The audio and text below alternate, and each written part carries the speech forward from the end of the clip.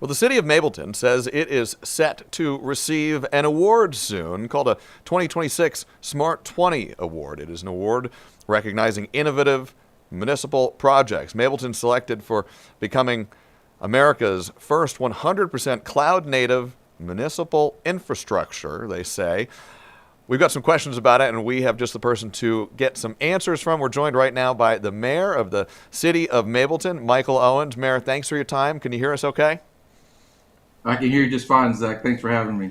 Of course. So let's start with this. For somebody who maybe is not familiar with what a 2026 Smart 20 Award is, and more importantly, isn't familiar with this project that the city of Mableton says has made it America's first 100% cloud-native municipal infrastructure, what does that mean?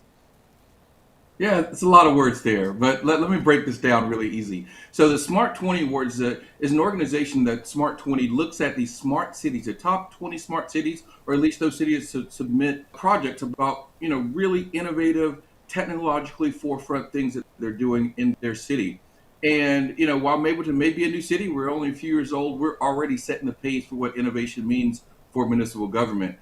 So this award basically itself is for us, it's not really a project. For us, it is the core essence of how we set this government up. At the cornerstone of this is that we decided that a lot of cities get stood up and they spend a lot of money in hardware and cables and infrastructure, and we didn't do that. Instead, we built out a brand new infrastructure, an infrastructure that's built on cloud technology, that's built on smart cybersecurity first and AI first technology.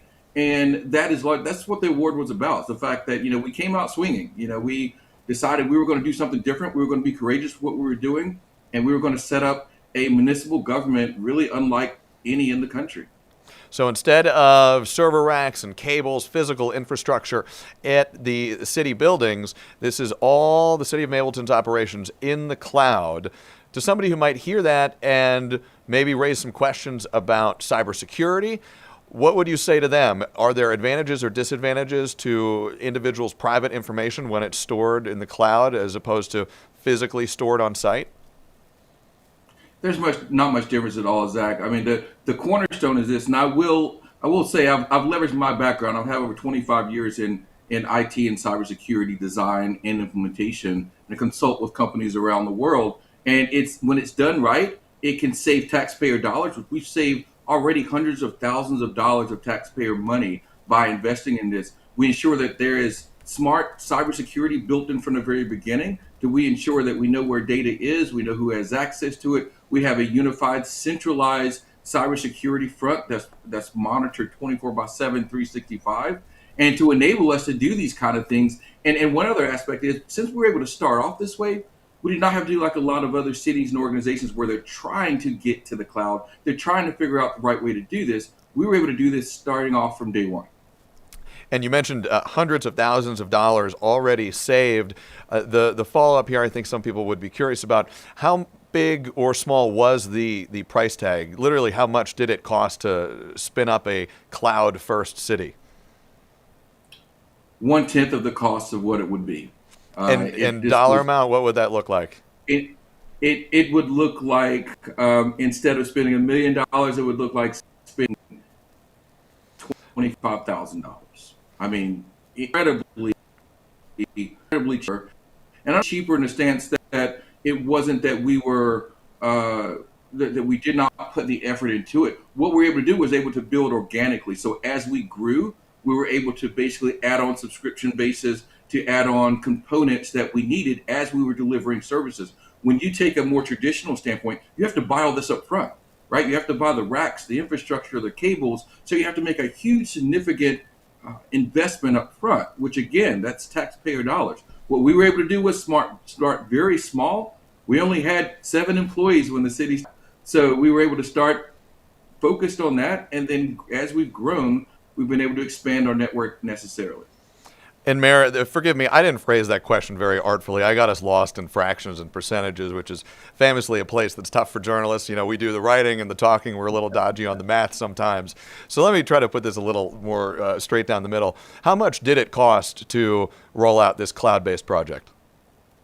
It was less than $50,000. Let's talk about the long-term impacts of this, because you have mentioned that, in your view, rolling out this project like this, it prevents having to spend more down the line on replacements and upgrades, right? Indeed. No, without a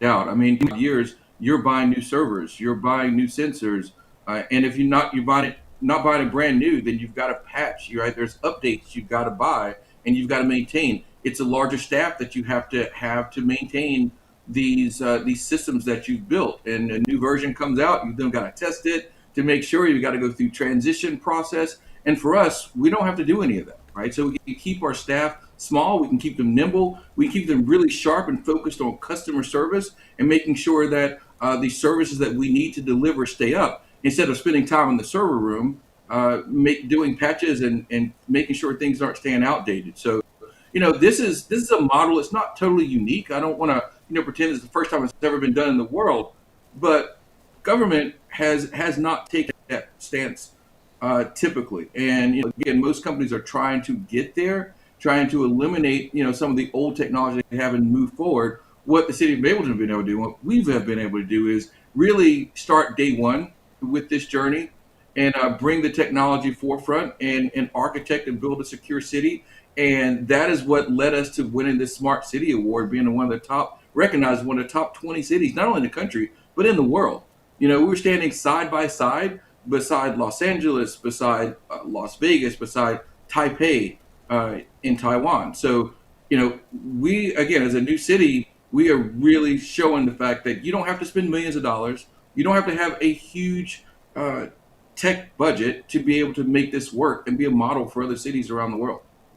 And Mayor, you talk about being a new city, one of the newest in the state of Georgia, but making news both with this award, the cloud-based infrastructure approach, and also this week there has been some city ordinances that have been getting some attention as well. I want to ask you one question here before we let you go.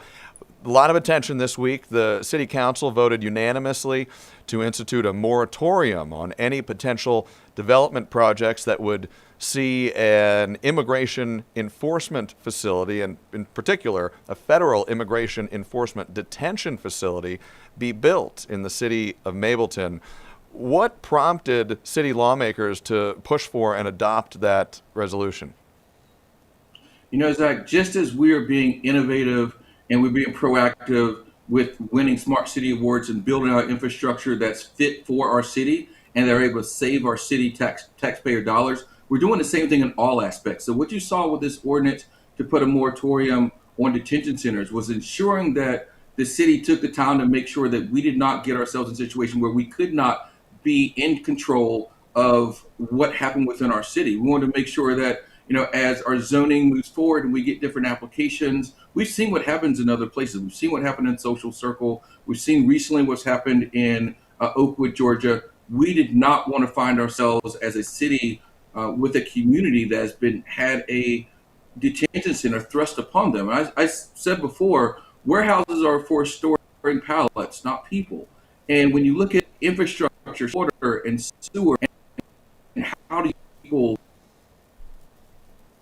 in detention, Mableton just came to a very easy conclusion that we had not done the work necessary, because this is new, right? These advents of these detention centers coming in is a problem. We know it's an issue, and we wanted to make sure that we were prepared as a city, that our residents would have the transparency and the understanding to know that if there was an opportunity for a detention center to come in, that our residents would know about it, that our planning staff would be prepared for it, and that our zoning could have the correct zoning to make sure that the right procedures were put into place. And Mayor, just one last question to make sure I'm fully understanding.